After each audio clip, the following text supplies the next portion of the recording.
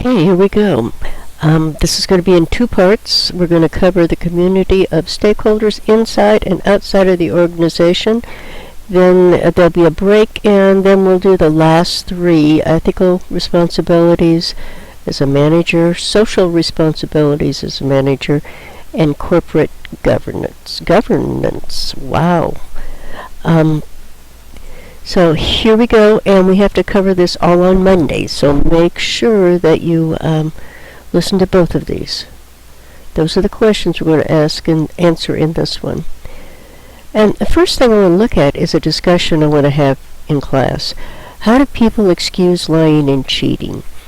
Have you ever cheated on a test, plagiarized someone else's work? There are some psychological mechanisms at work. So read this, think about it, and come to class with thoughts and answers to some of these questions. This is a good topic to begin the class with. It is found that the students, now this is interesting, the students who plagiarize or cheat the most often are unfortunately business students. And there's a theory that is out there that's asking, is that why there is so much corruption and unethical decisions being made in business today? Because business students have the natural tendency of being competitive, and sometimes that gets out of hand. So that's another thing we'll talk about and see how you feel about it. So let's begin here. Major question. Whoops. Stockholders. Are stockholders the only group of stakeholders in a corporation or any business? And obviously the answer is no. You know, there's a community of stakeholders inside of the community, or inside of the organization, that basically managers, everybody, all the way up, are responsible to. So you have internal and external stakeholders. And stakeholders, you know, are the people whose interests are affected by this organization's activity or your organization's activity. And that is everyone from the employee all the way out to the person who buys your product, to the people who are affected by the environmental waste from your company, to people who in other countries who may encounter pollution that is put out by your company. So it's far-reaching. So the organization's environment, I can't tell if you can read this. Let me make it a little bit bigger. Is, first of all, you have your internal shareholders, which are your employees, owners, and board of directors. And then in this area, right here, you have external stakeholders, and this is called the task area. This is actually the exchange area. You have your business. This is where the interaction with the outside takes place.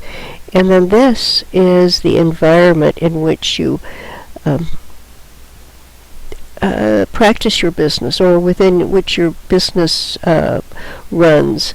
And these forces, economic, technology, socio-culture, demographics, political and legal, and international, they all influence everything that happens in here. So you always have to keep that in mind.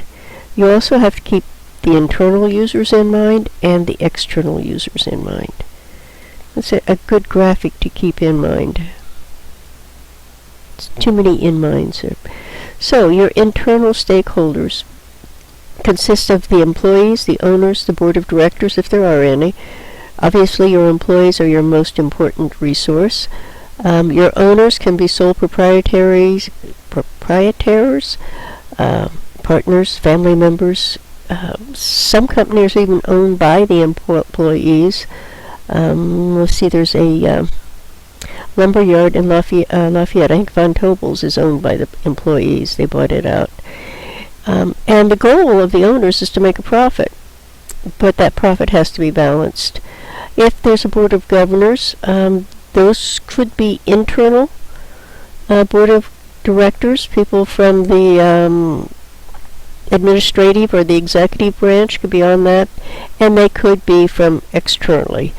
So, and the board's mission, okay, is to help overall strategy, the goals of the company, and to approve major decisions. In many cases, the board of directors will be the person who says yay or nay on hiring executive staff. And that was a big gap. So who are the stakeholders who are important on the outside? And that came from, remember, this area right here, this exchange area, or they call it the task environment. There are 11 of them. And they are, the customers, obviously, your competitors. You do have their stakeholder also, suppliers, a distributor, that middleman that you may use. They're affected by your decisions. Strategic allies, such as Apple and Samsung, sometimes work in coordination or collaboration to leverage their resources when it's needed. You have unions and associations you're going to be dealing with. You have local communities from where your business is sitting. Financial institutions, definitely, because you're going to need monetary resources, and they most likely will be the ones that provide them. You also need a medium to exchange funds. You need some place to keep your resources. You have government regulators, OSHA, excise agencies, food inspection, special interest groups. You may have to deal with people who don't agree with maybe your political viewpoint or something that you may do at your business. It may go against their value system.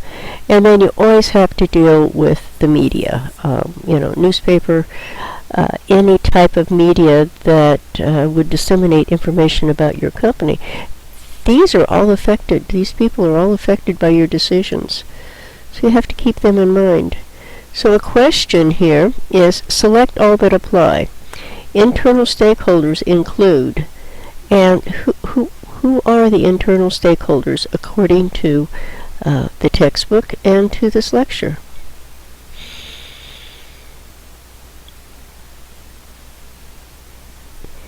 And here's another thing that we're going to have in class, another example. It's from the textbook, I believe. It talks about managing the media, and this was the Johnson & Johnson succeeds and then fails in handling a product recall. We will kind of move through this. Some of you may not be old enough to remember the Tylenol moment, but they use some very good judgment as they handled this particular incident. And another question for you. External stakeholders are not as important as internal stakeholders. True or false? And that fairly well wraps up part 1, I believe. Let me take a peek. No, here's a few other influences I guess I should cover. Other influences on your company are the general environment, and that includes that 6 forces I just barely mentioned to begin with: the economic, the technological, the socio-cultural, the demographics, the political, legal, and the international. And you can't control these forces, but they have a profound effect on your business. Economic forces, just think of unemployment and the inflation, interest rates, and economic growth. We have no control over those. Think of 2008 when everything collapsed, devastated many companies. We have technological forces. That's when we have new developments come in and they transform goods and services. Think of companies that have become obsolete because of technology. Many companies that have not kept up have been put out of business by this. I guess a classic that comes to mind is the TV repairman. I can remember when there was a TV repairman in every little town, and now they're not to be found. Not that we don't need TV repairmen, but everything changed. Sometimes it's easier just to throw the television out than to have it repaired. Other times, you can fix it yourself anymore. Another good example would be bookstores. Bookstores that have hard copy. Many of them have went out of business because of ebooks.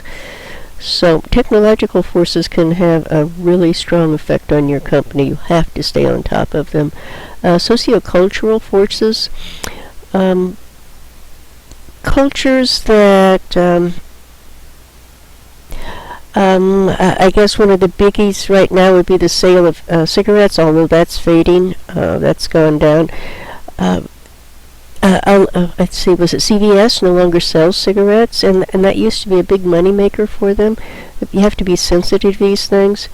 Health issues, fast food places probably right now are feeling the brunt of the emphasis on obesity in the country and not being healthy. So you have to be also very cognizant of the socio-cultural forces. Demographic forces, things are changing right now. A good thing is the baby boomers. You know, we're moving from one era into another era. Baby boomers are now becoming the retirees. We are no longer one of the up-and-coming generation.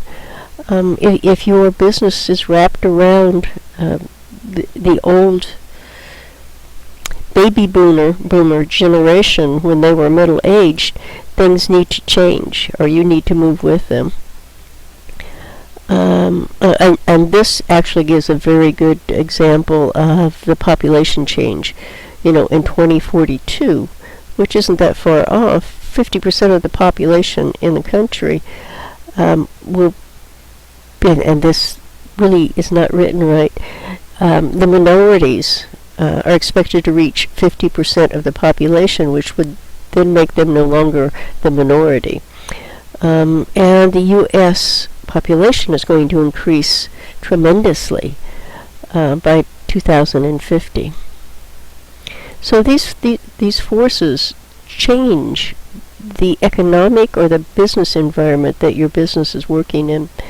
You have to deal with the political and legal forces just changing from a Republican administration to a Democrat administration, or the other way around, can drastically change the laws in a country or how things are emphasized. And then you have international forces, and this probably is one of our biggest ones right now, is the global system and how we have become a global economy.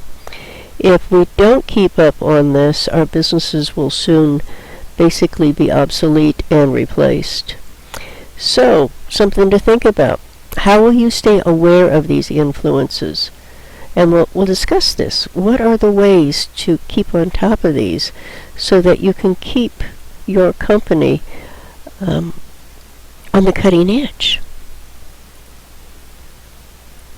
I think this is where we will begin in part 2. All right, thank you.